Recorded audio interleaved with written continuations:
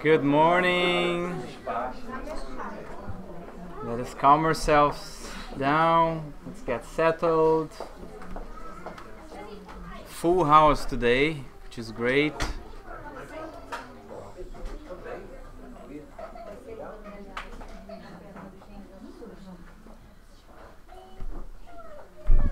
Welcome everyone.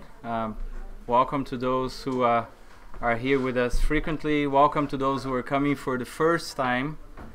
Our house is your house. Today, as we have been doing in every Sunday of January, we are studying the works of Divaldo Pereira Franco and Joanna de Angelis. Divaldo Franco is one of the most relevant Spiritist mediums of the current times, and we will learn about him. And Joanna de Angelis is his spirit mentor, and their work is a brilliant work for all of us, and we will study a bit more about them today. So welcome all of you who are here. Welcome those who are watching us through the internet. Feel free to participate with your comments and questions. We have our dear Livia over there on the chat ready to talk to you and being the medium to all of us today. But before we get into the lecture, which will be delivered by our brother José Mussi, we will go first for initial reading in our initial prayer by our sister Maria Lucia, and then we'll go into the lecture. And after the lecture, today is a special day because we have our lunch and learn. So we will have a lunch after the lecture, not during the lecture, so you hold yourselves. We'll try to make a more brief lecture so we can have a lunch. And the idea of the lunch and learn is twofold. One is to give us a chance to get together, to meet each other, right? To spend some time together. And also to support our TSS, right? Everything that we do here is free of charge, but we have to pay our bills and rent and everything. So we ask for a donation for the lunch so we can keep our fixed expenses. So it's a great opportunity. We invite you all to stay after the lecture. Unfortunately, our friends from the internet, we can't do that, so visit us. So Maria Lucia, please, let's go for the reading and prayer.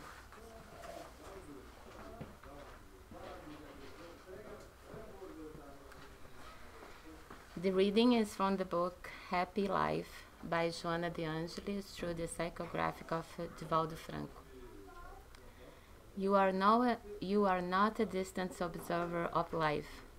You are a member of the universal organism, invested with tasks and responsibilities. Carrying them out will lead to many successful for you. The position of a detached observer leads to erroneous viewpoints and conclusions. On the other hand, conscious participation gives the correct measure and provides a better understanding of the data at hand.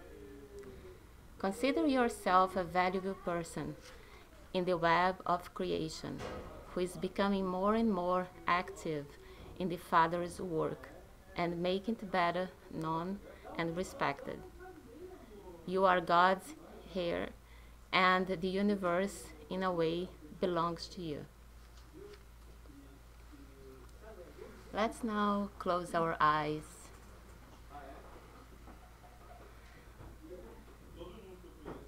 and connect it to our spirit mentors, the spirit mentors of this house,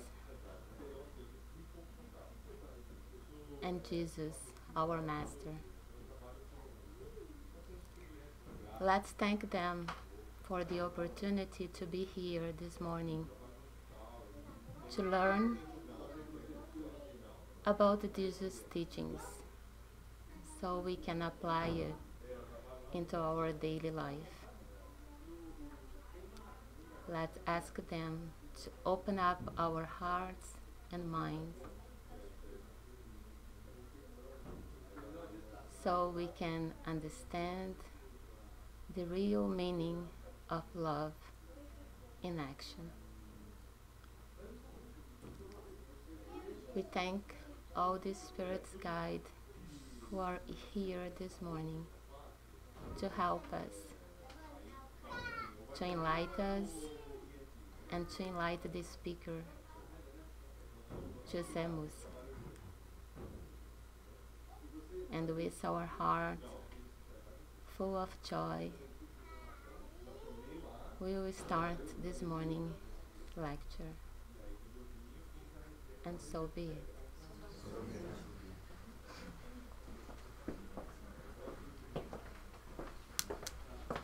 Good morning, everyone. Good morning. It's a great pleasure to be here. It's the beginning of the new year, 2015. We look back and are usually astonished at how time goes by. And I would have no other place I would rather be right now than here with you. It was a great pleasure for me to prepare this lecture, and I hope you enjoy it as well. Today is the Lunch and Learn, so we tend to do a little bit different our lectures, whereas the other Sundays we try to go a little bit deeper into the content, into books, into aspects of either religion, philosophy, or science with Spiritism. In the Lunch and Learn, we have often guests that come in here for the first time, and so we try to provide something a little bit lighter, more kind of informative around the things that matter most to us as Spiritists. The theme of the month, as Marcos mentioned, is Joanna de Angelis. So I thought that I would talk not about the books themselves that are wonderful, that is the subject of the other lectures of the month, but talk about Joanna herself, talk about Divaldo, and the relationship that exists between a medium and their spiritual guide. Often we get so involved in reading the book and all of the wonderful lessons and messages that the book gives us that we may not appreciate how much effort and how much preparation went through the two co-authors to make that book come out. So I thought that I'll talk about, so the title is Joanna and Divaldo, Partnership of a Lifetime. And I'll warn you that I made a mistake, and I'll tell you what my mistake was at the end of the lecture. But I couldn't fix it, so it's going to be, the title is going to be this. And I hope that you will understand quickly what was my mistake. So mediums, right? We, obviously Spiritism, was started through the communication of spirits through mediums that helped Allan Kardec learn about Spiritism and create the codification through its 5 basic books. And ever since that time, mediums have had an important role in the evolution of the Spiritist doctrine. Now, Spiritism did not invent mediums. Kardec might have invented the use of the word medium, because it wasn't used before his time. But we've had mediums throughout all of humanity. Because after all, Spiritism teaches us that we are all mediums to a certain extent. Some people have it more developed, others have less developed. Mediumship is defined as any time that incarnated spirits somehow get influenced or communicate with disincarnated. Most of us don't explicitly communicate with them, but we can't deny the frequent and sometimes constant influence that they have in our lives. Certain mediums become very special because they have incarnated in this life with a mission. A mission that is far from being easy. It's probably one of the most difficult and most demanding missions one might have, is to become a full-time, lifetime medium. Not for their own benefit, on the contrary, exclusively for the benefit of others. These people, very special people, they take many, many centuries of preparation. You just don't learn to be a medium or turn on mediumship automatically once you're here. It doesn't work that way. Just as we go through many, many years of study to learn a skill, this level of communication, this level of work and commitment is not born out of one life. It's born of many preparations that are done both while they're here on earth, but mostly when they are back discarnated in the spiritual world. So we'll start by turning on this and then pressing the button. I based this lecture, I want to make sure that I wasn't getting wrong information. There's lots that you can find about Joanna, lots you find about Divaldo. Not everything is necessarily correct. Some of them are not malicious or anything. Just, stories being told from one person to another. They start to get sometimes more poetic, more extensive. There's new things added along the way. So I wanted to make sure that I was going to use something that I could trust. So Divaldo, actually, in an interview he gave to the TVC, which is the kind of the internet services from the FEB, the Brazilian Spiritist Federation, he gave them a 1-hour lecture interview, and it was exclusively about himself and about Joanna. So I said, I can't go wrong if I use Divaldo to base my lecture. So over the last few days, I have listened to that lecture about 6 times. So I had 6 hours of listening to Divaldo talk, which is a wonderful experience in itself. The quality of the version that I had wasn't that good, but it was certainly enough for me to get some of the key points. And by the way, unfortunately, I cannot do justice, obviously. What Divaldo can tell in 1 hour, it would take me weeks to try to do something similar. But I tried to point in some key points, because what I want is everyone to leave here today with an appreciation of what it means to be a medium at the level of dedication that Divaldo, Chico, and other great mediums have done for us. Because it's through their effort, and not to say sacrifice, that we have a wonderful collection of material to study, to learn, to inspire, and to guide us. Without their dedication, without their commitment, this would have happened. So we owe them a lot. And I'd like you to understand that a little bit better and understand what is the relationship between a medium and their spiritual guide. Often they don't talk much about it. It's a very personal relationship. But Divaldo, over time, and he's become a little bit more open in describing this beautiful relationship that he has. So it begins when did Divaldo first was contacted by Joanna de Angelis? Well, he was very young. He was, maybe a child of 9 or 10 years old. And he didn't understand what it was. He did not come from a Spiritist family. He came from a very modest, very simple family household, Catholic. And all he can remember is that at certain moments he would see this jet of light. The jet of light would bring him great comfort. It would show up in the most critical moments of his kind of sometimes challenging young life. But he had no idea what it was. It didn't actually necessarily talk to him. It inspired him. It provided thoughts to him. But he didn't have a clue. Now, interesting, he was not scared. And much years later, he would find out that it was Joanna all along that was already there, helping him live through these difficult moments. And that would be very critical in 1944. He was already a Spiritist by then, and he had a very serious illness. And that's when she came more intensely to help him. But at this point, he already had greater understanding of the spiritual world. So he knew that that was a spirit. He didn't know who he was. She had not introduced herself to Divaldo yet. But she was there with him through this illness. In 1945, she would identify herself for the first time. But she would not give herself a name. She would say a Spiritist friend.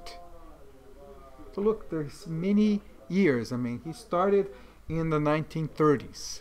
Divaldo was born in 1927. So he first has contact with Joanna in the mid-30s. By now, he is 17 when he has this illness. In 45, she comes to him and she's already talking to him. So he can understand it's a spirit that's communicating. He's studying very much Spiritism. He's trying to understand what it is, trying to understand, he's never been afraid of the spirit because it never came to him in any harsh way or anything that would scare him. So he was always very comforted by this interaction, even though he had no clue whatsoever of what was happening with him. Around this same time, he becomes friend with Chico Xavier. So he goes and stays in Chico Xavier's house one time in 1948. So we're moving here many years ahead now. He's in his early 20s, he's 21. And he asks Chico, who is the spirit? Right? Is it my spiritual guide? Chico said he was not authorized to give any specific information, but confirmed to Divaldo that indeed was a spirit, and indeed was his spiritual guide.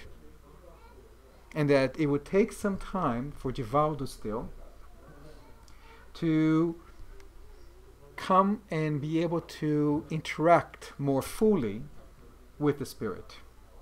It would take a few years, and he doesn't explicitly say when, but it probably was in 1950, 51. Joanna then introduces herself, finally gives him her name as Joanna. So you see that, it's not like you turn on a button and suddenly everything is working. We look at the amazing work that mediums such as Chico and Divaldo produce, and we think, they came 100% prepared, and they start doing it. They don't even have to worry too much. But that's not the case. It takes many years for this relationship to be established in this lifetime. So Joanna de Angelis, she is now then officially her mentor. And we will see that she is one of the most important author of mediunic books or psychographic books. It's going to cover, her literature is going to cover such a broad range of topics, talking about existential, theological, philosophical, and psychological themes. Her writing is beautiful and profound, pure expression of divine love. It's not an easy read, but it's a wonderful read, all of her books. More than anything, she provides a practical guide towards happiness, peace, and inner growth. And those obviously are the objectives of us as spiritists or as spirit, is to learn these things, is to be able to proceed in our evolution, following the precepts, the laws that God has given us. And we're going to talk a little bit more about her ability to write about all of these things. Remember, one of the things that sometimes we forget is spirits, whether incarnated or discarnated, our knowledge is expressed, is the collection of all of the experiences and all of the learnings we've had through our many lives. We're going to see what kind of lives Joanna had and how she would collect a lot of this knowledge. Obviously, a spirit like Joanna has had many, many, many lives. Countless. We would not be able to understand or document. Many of these lives probably were simple lives with nothing very specific or unique about them. But over time, Divaldo starts to learn more about Joanna. She starts to tell him his stories. And Divaldo also starts to remember some of these stories. So 4 specific incarnations are very much identified as that of Joanna. And you'll find in any search you do in terms of a biography, these are the 4 that will come to light. Let me kind of walk you through how she herself evolved. Again, Joanna did not become what she is immediately on her creation. Just like us, she has gone through all of the various evolutionary steps to become the spirit that she is. So the first important life that Joanna had, she was called Joanna of Cusa. Now, Cusa is not a place. At the time, it was often that women would be identified with the name of her husband. So Joanna was wife of Cusa. And she lived while Jesus was on earth. Cusa was a high official in the Roman Empire, and she was his wife. But she has a chance encounter, well, not really chance, but she has an encounter with Jesus. And she listens to Jesus, and she is totally awed by the message that he was giving to her. She becomes a follower of Jesus. She adopts the precepts, the lessons, all of the things that Jesus was teaching her. That gave her a lot of trouble back then. Christians were not well liked by the Romans. Jesus was persecuted. And after Jesus' death, she eventually is killed. She is killed in the Colosseum along with her son. So she is one of the first martyrs of Christianity. And this is important for a couple of things. First of all, Divaldo tells us that this is the first life that they shared incarnated on earth. He was there with her as well. He was not Cusa, he was not his husband, but he met her for the first time back then. But he was not yet a follower of Jesus. He also says that the son that was killed with her in the Colosseum is an important person even today in this life. He doesn't say who it is, but you see that the connections are going back at least 2,000 years. The next kind of important reincarnation or incarnation of Joanna is in the times of Francis of Assisi. There's been a little bit of controversy because for many years it was said that Joanna was a follower of Clare, Saint Clare. Divaldo, in this interview, and that's why I want to make sure that was from his words, he tells this wonderful story that he goes to Assisi for the first time. And he is there with the brothers who manage the place. And he wants to see the body of Saint Clare. For those who've been to Assisi, is a magical thing because her body is preserved even today. It has not decomposed. Right? You can see her as she was buried. Unfortunately, it's lunchtime and they don't want to let him in. But he has this inspiration that he needs to go in there. So he insists, and Divaldo can be very insistent. And they let him in. And then he's looking at the body of Saint Clare. And then suddenly, Joanna appears to him. She doesn't say a word, but her face is identical to that of Saint Clare. Now, she never told Divaldo that she was Saint Clare, but he understood that she was. But one important thing, and Divaldo makes this very clear, is that even if she wasn't Saint Clare, it doesn't make a lot of difference. right? Because if she wasn't St. Clare herself, he's certain that she was somebody who was very close and had the same experiences, the same ideals that St. Clare was creating at that time with St. Francis. Divaldo was also part of Assisi. He was there. He doesn't go into a lot of details of how much he was involved or contact Clare. He was still not a follower of Jesus. This happens in the 17th and the 16th and 17th century in Mexico and in France. Joanna has a new life in Mexico where she is a sister called Juana Inés de la Cruz. And what was special about Juana was that she was kind of one of the early feminists. She was a brilliant person. She was very smart. She learned multiple languages very easily. She studied all of the sciences at the time, something that women were really not supposed to be doing, right? And her family wanted to marry her as quickly as possible. Remember that girls back then were engaged at 14, 15 years of age. So when she's 15, she decides that she doesn't want to be the wife of somebody and then stop learning. So she comes to the conclusion that the only chance that she has to continue her studies is to join a religious order. She joins one order first, and it's too strict for her because it's all about meditation and praying.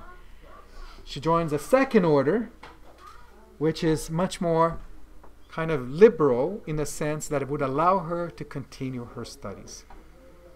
And then this is one of the key lives where Joanna acquires a lot of knowledge of what was there at the time. Divaldo will also meet Joanna in other incarnations in France, even though we don't have any specific details of that. So you see that in key moments, they're coming together. But at this time, especially when they meet back in France, Divaldo becomes committed to Jesus Christ. Now we look and we kind of sometimes very harsh on ourselves of what we believe and what we don't believe. And you look at a spirit like Divaldo that is so committed. Look how many lives, how much time it took for him. It took over 1,000 years between the life he had with John of Cusa to the 16th and 17th century. 1,600 years went by. Many incarnations along the way. And then finally, he is fully committed to serve Jesus at this time. Joanna continues with her evolution, and she then is born in Brazil. The name of Joana Angélica de Jesus. She is from the beautiful state of Bahia, Salvador. She becomes the abbess of the Convento da Lapa. And she becomes very famous of an incident that happens just before the day of independence, or a few days under the independence of Brazil, where soldiers are in kind of a drunken rage through the city, and they want to invade the convent and rape all of the nuns there. So she stands in guard at the door, and she's killed by the soldiers. But she does prevent with all of that the other nuns be affected. Forgot to mention that Juana Inés de la Cruz, not only was she very dedicated to her studies, she was very charitable. She actually dies of the plague as she was tending to all of the sick people. There was this plague epidemic in Mexico, and she was a nurse and is eventually the last one that is killed in the convent where they lived by the plague. So she has a history now. Notice how she did not become Joana de Angelis as we know her today overnight. It's 2,000 years of preparation, of commitment. and demonstration of her faith to what she believes in. So you cannot ask for a better spirit to become your spiritual guide. And she does not meet Divaldo when he was 8 years old. She meets Divaldo 2,000 years ago. They don't know that one day they will be such a partnership.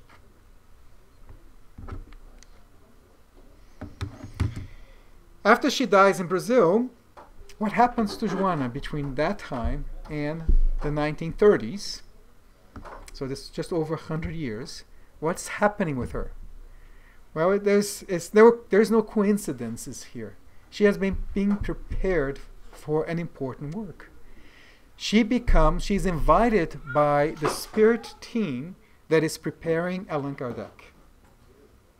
And she's actually part of the spirits that communicate with the mediums that were used by Allan Kardec to do the codification of Spiritism.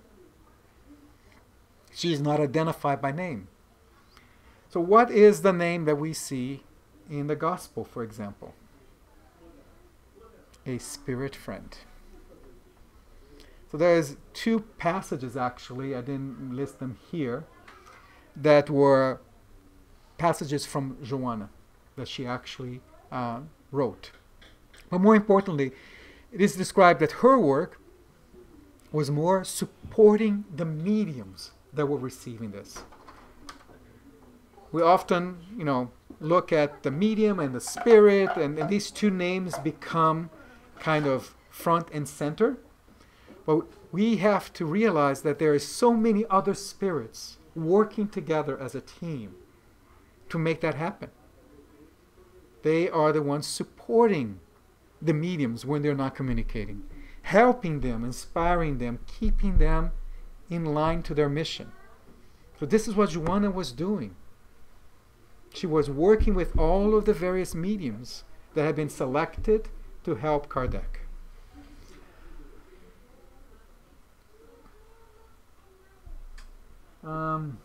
So this is a beautiful passage that we find. It says in the book Após a Tempestade, After the Storm, by Joanna de Angeli, in her own words, she describes some of this.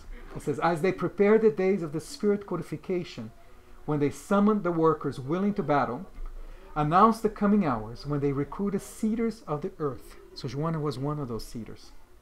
We heard the heavenly call and rushed to offer our meager forces, in order to serve in the lowest conditions as the furrows of the soil, where the seeds of light of the gospel of the kingdom shall fall. So she sees her as a simple worker that's just creating the moving the earth to receive the seeds. Obviously, she's very humble. She was part of some of those seeds as well. So this was 1823, the year after she discarnated in Brazil. So she was working with Kardec until the end of the 19th century, and a few years later, she is there, prepared to have a new mission. And that new mission is called Divaldo Franco. So we have, I said, half a century of literary dedication. Divaldo and Joanna started to actually write books in the early 60s. So it's just been over 51 years that the first book was published. Before, there were many communications that were being done, small, 1 page, 2 pages, that there were some were being published in magazines in Brazil, others were being collected and eventually became books. So the first book was published in 1964 and was called Messe de Amor. Right? It's a beautiful book. Great messages. The very first one that we see the collaboration between the two. Interesting enough, Joanna is most known for 16 of those books. They're called the Psychology series. So when people often talk of Joanna, even though there are wonderful other books, these 16 are usually the ones that people read the most, because there are profound studies in the psychic and the mind of humans. She understands the nature of our humanity, of our mind, of our emotions, and she can put this in a way that guides us of how to ensure that we're moving forward correctly.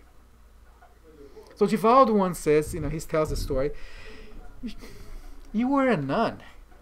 Nuns were not supposed to talk about psychology. And in psychology you get into things like sex, anger, killing people. Where did you learn all of this?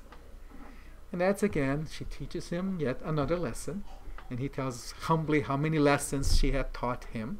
Says, Divaldo, but I was with the greatest psychologists in the spiritual world. They taught me. I listened. I learned from them. We don't just learn when we are incarnated. We learn all of the time. Every step of the way we're learning. So these books, especially this series, provides us great inspiration, education. It is not a book that you just read once. You have to read many times because there are very deep lessons to be learned inside each one of them. And as any psychology series, it is focused on your self-improvement. Know thyself in order to improve thyself. But note, 60 books in 50 years. Do the math. That's 1.2 books a year.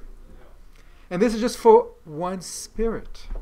Remember that Divaldo does not only psychograph Joanna de Angelis. He's got numerous other spirits that come through him, like Bezerra de Menezes and others. But Joanna is, we know, it's the special one in his heart. It is his spiritual guide. But his work is not just limited to that. We had the great pleasure to be here, to have Divaldo here. It wasn't last year, it was 2013, right? Sorry about that, 2013. And not surprisingly, who does he bring to the lecture? Joanna. And I say he brings Joanna because he tells us that when he's talking about her books, she is present in whatever place where he's doing this lecture. It was a wonderful lecture. It was, as I said, a night to remember. We had over 250 people at the University of Toronto. I think many of you were there as well, and you know that I'm not exaggerating, that it was a silence. He talked for nearly 2 hours, and you could hear a pin drop while he was speaking. Every word was being kind of absorbed intensely, but everyone present. And many of those are not regular spiritists or even call themselves spiritists. But the lessons that Joanna has to give are not just for spiritists. That's why she is so special, because her messages are universal. They are for all of us. We also had the great blessing to have Divaldo here. And that was a great emotion for all of us. To have him, to be able to ask him questions.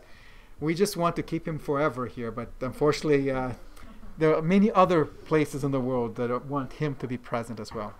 We are actively being insistent for him to come back this year, and hopefully he will find a few days to sneak up to the true north. So Joanna, what is her role in Divaldo's life? Obviously we know she is a spiritual guide. Even before she introduced herself in this life, she was already guiding Divaldo. Whether he knew it or not, she was there, giving him all of the tools, giving him the strength that he needed. She then becomes a collaborator, a partner in all of these books, right? Bringing her wisdom, the light, and the love to all of those who are fortunate enough to read her books.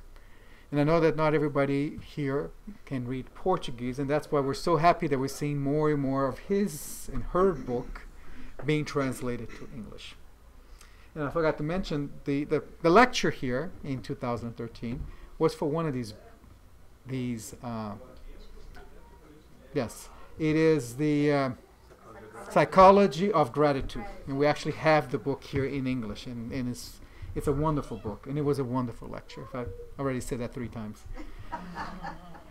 But also the other aspect that we forget sometimes is her third role. She was a companion to Divaldo.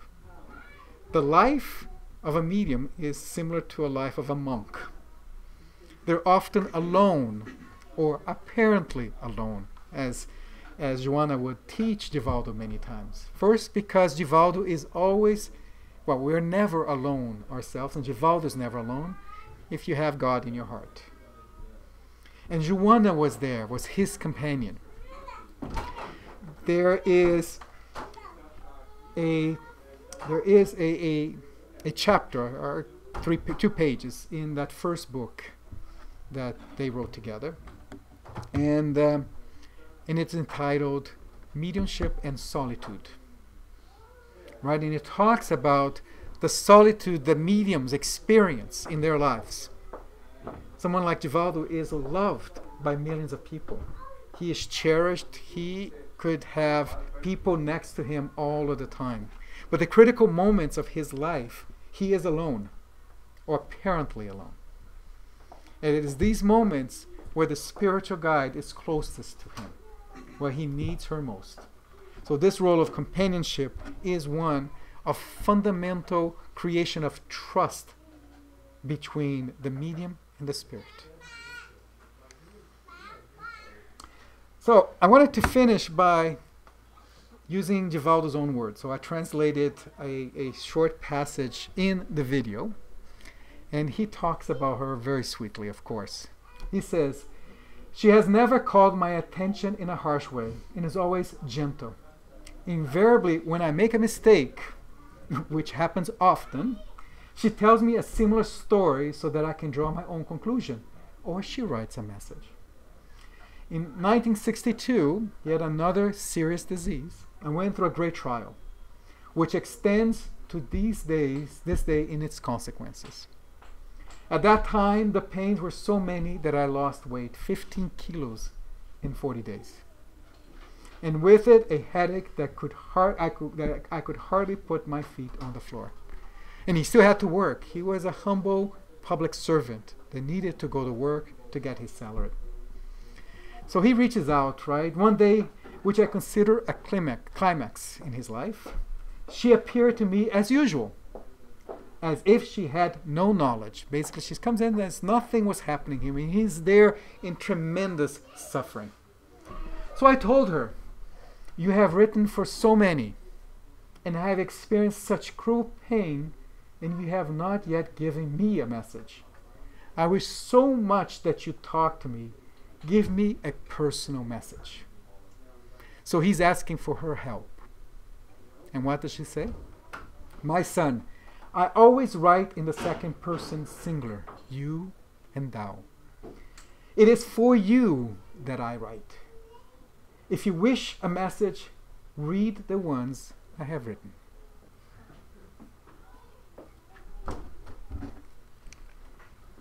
So what was the error that I made on my title? It's not a partnership of a lifetime. It's a partnership of many lifetimes. Thank you very much.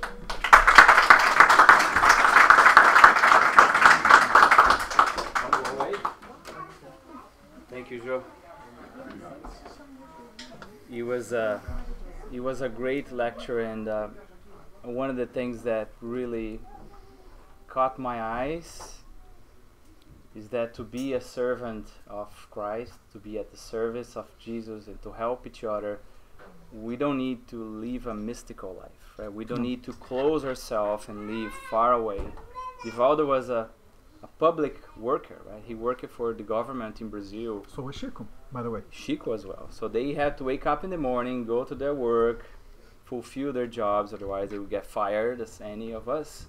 And still, they kept their commitment, right? It reminds us of that passage of the gospel, the earthly man, right? We have to live on this planet, but we need to make our choices, right? So it's applicable to every single one of us. So with that, we have a few minutes for questions. Any questions from anyone or questions from the internet? Comments? Hey, I hope that you can go away and appreciate a little bit more the relationship between a medium and his or her spirit. It's not something that, you know, we know that our earthly relationships are complex. These relationships are even more complex. Divaldo is very clear in this video of how Joanna is very gentle but very clear in guiding Divaldo's and correcting his mistakes. So it's not that we inherit perfection. We have to learn, we have to make mistakes, and then we practice more and more. Thank you, Joe. Thank you. There's a question. Right on time. On the first slide, he mentioned that he assisted 3 times the interview that Divaldo gave. Do you have the reference for that interview? Yes, you go to TVCEI, and look for Divaldo and Joanna. Or you can also go to YouTube and you can do the same search and you're going to find it. It is actually broken down in YouTube, 6 different videos of 10 minutes. All in Portuguese. It's just Divaldo talking. All right. Thank you for the question. Thank you. Daniel has a question. You have a question? So before we wrap up for our lunch and learn, I just want to give a few reminders and then we go for a quick prayer.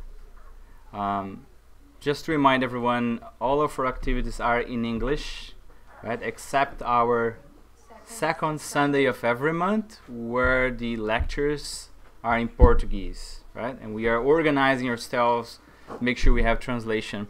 But I also want to remind everyone that we have our study groups here at the TSS on Wednesdays and Thursdays. On Wednesdays, we study the Medium's book and the Gospel according to Spiritism at 7 p.m. Eastern Time. We also webcast, or broadcast through the internet. Thursdays, same format at 7 p.m. We study the Spirit's book, and we are also studying the book Heaven and Hell from Allan Kardec, right? Both on Wednesdays and Thursdays, we have our fraternal meetings starting at 5:30, from 5:30 to 6:45. So if you need any help, you want to talk to someone, you need any assistance, we can book in advance, send us an email through our website, and we'll be glad to schedule an appointment to meet. We also have support to have the gospel at home. Where is Katarina? Katarina.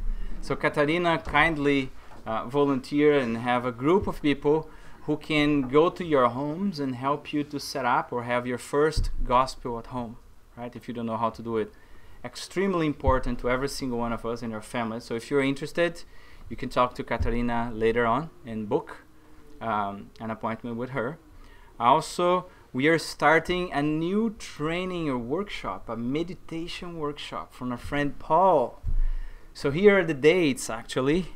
If you're interested to learn to meditate, which is something so important to us in this busy lifestyle we all have, Paul kindly volunteered to be here at the TSS with us, also 7 p.m., since it works well for everyone with the work schedule.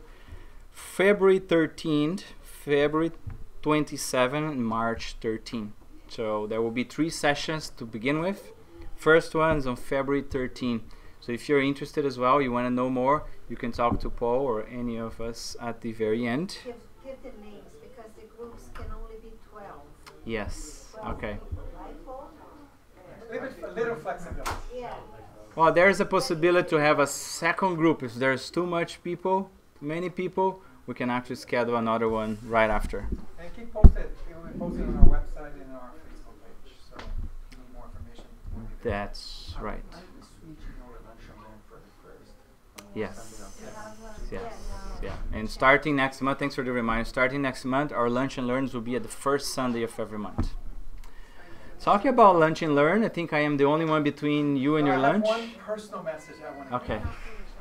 Please. I just wanted to let the folks know that as Marcos was mentioning about our need to live our physical life. My physical life is going to take me on a project and engagement outside the country for about 6 months.